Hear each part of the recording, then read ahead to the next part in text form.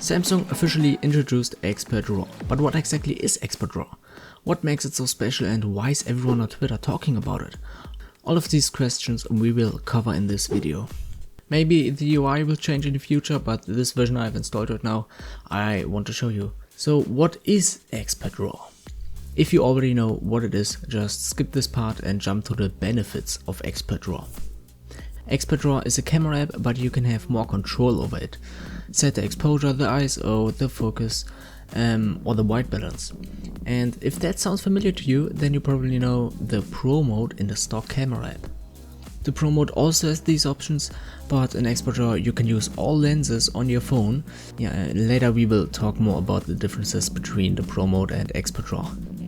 So if you then take a picture, you get two pictures. One is in a JPG format and the other one is in a .dng format, aka the raw image. In a raw image there's more data saved. Here's an example if you decrease the highlights on a JPG and in a raw image. See, you can get more info out of the raw image, so that's Expert RAW, an app where you have all the control over your taken image. But why is it so good? Why is everyone talking about it? Let's start with the benefits.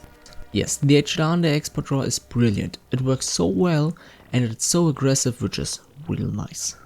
Oh, maybe you don't know what HDR is. I explain it. Imagine you have an image with a sky and a nice building. You want to make a picture, but then you see that the building is dark and the sky is blown out. In this scenario, HDR will help you. It mainly makes the sky darker, so it isn't that white and blown out. The house will be brightened up a bit.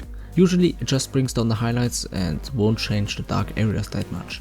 So Expert RAW can do exactly that good. The stock camera app will keep the light areas, while as Expert RAW will give you a better image with more detail. But HDR is not the only thing. It can get much more detail out of the picture. The image will look punchier and so overall it has a stronger processing. But what is now so bad about this app? The colors aren't that realistic, the UI is bad, and there's no color noise reduction. But okay, let's start with the point that the colors aren't realistic. The heavy contrast makes it more saturated. Indoor shots will look terrible, it's often oversaturated. The UI is bad, or at least in this gallery. It lags while zooming in or out, it's just horrible. Another annoying thing is that it will adjust the ISO and the exposure with the light in the middle of the viewpoint. Let me show it you. So here we have the lamp on the ceiling. If I hold the stock camera app on it, it will balance the image so we can see the ceiling and the lamp. Expert RAW will just lower the exposure so the image gets darker. Not nice. It should have a balance. And how I already said in the Why Samsung software is so bad video, even this time they didn't manage to apply color noise reduction.